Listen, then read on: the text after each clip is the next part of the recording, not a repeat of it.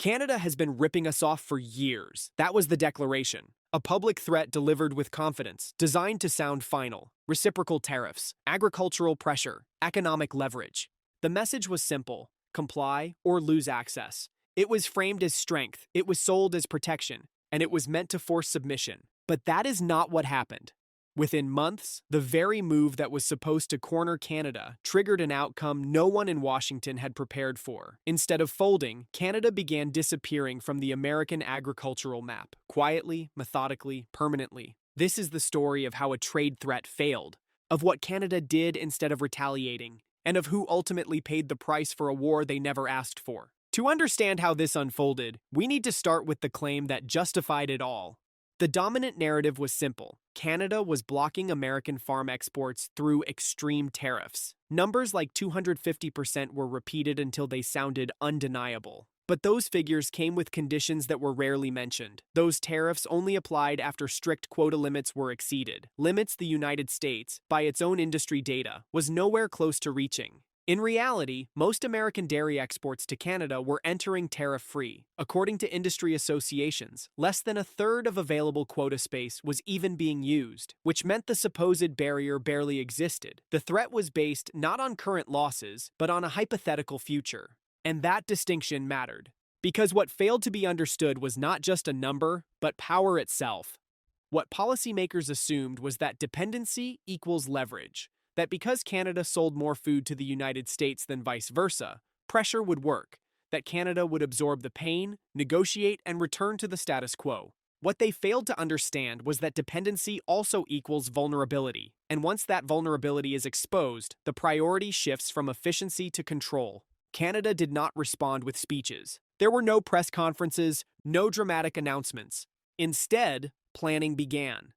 Inside federal institutions, agricultural agencies, and financial bodies, a calculation was made. Roughly 3/4 of Canadian food and beverage exports were flowing to one country. That concentration was no longer acceptable, not after food had been openly weaponized. The goal was not retaliation.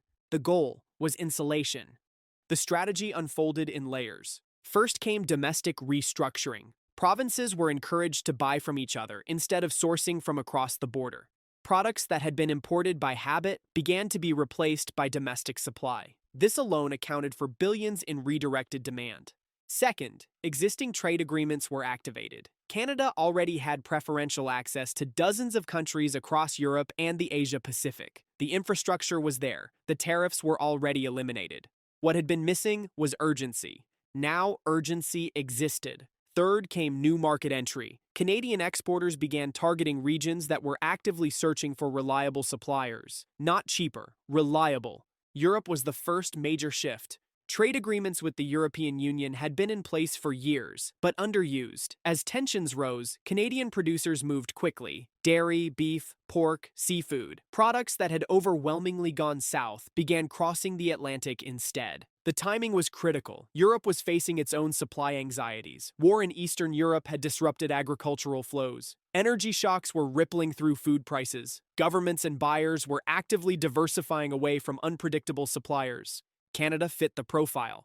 Sales increased, contracts followed. What began as a hedge became a structural pivot, and once those supply chains were built, they did not reverse. Asia followed. Demand growth across South and Southeast Asia was accelerating.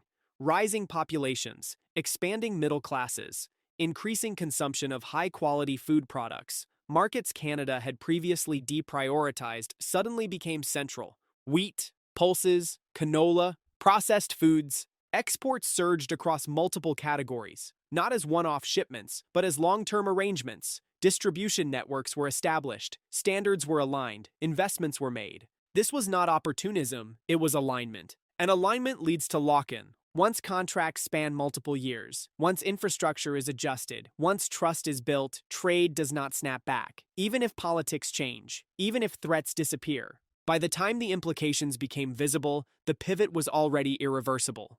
And that is when the perspective shifted. Because while Canada was stabilizing its exposure, American farmers were losing their second-largest export market. Canada had been a consistent buyer of U.S. agricultural goods, particularly in categories with limited domestic alternatives. Those purchases began to fall. at first by single digits, then more sharply. Dairy producers watched long-standing relationships dissolve. Beef suppliers saw orders redirected to competitors in South America and Australia. Produce exporters faced shrinking demand as Canadian retailers leaned into domestic sourcing.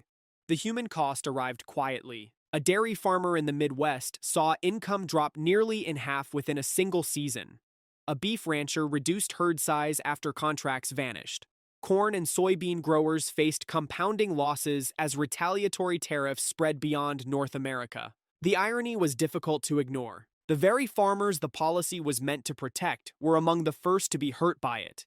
And beneath that irony was a deeper vulnerability. Certain Canadian exports were not easily replaced. Fertilizer inputs, specialty grains, potash critical to American agriculture itself. When those flows were threatened, costs rose across the system. Planting seasons became more expensive, margins narrowed. The asymmetry was clear. Canada diversified away from replaceable imports. The United States struggled to replace inputs it depended on. This is where the broader lesson emerges. Food, like energy and technology, is not just a commodity, it is security. When it is weaponized, it stops being about price and starts being about reliability. Countries adjust not to win, but to survive. Canada internalized that lesson quickly. And in doing so, it exposed a truth Washington had overlooked. Loud threats reveal weakness. Quiet planning builds resilience. Today, warehouses that once prepared shipments for Canadian buyers sit underused. Supply chains that took decades to build unraveled in months. Assumptions that had gone unchallenged for a generation collapsed without ceremony. No announcements marked the end. No statements declared defeat. Just empty loading docks. And markets that did not come back. That is the real legacy of turning food into a weapon.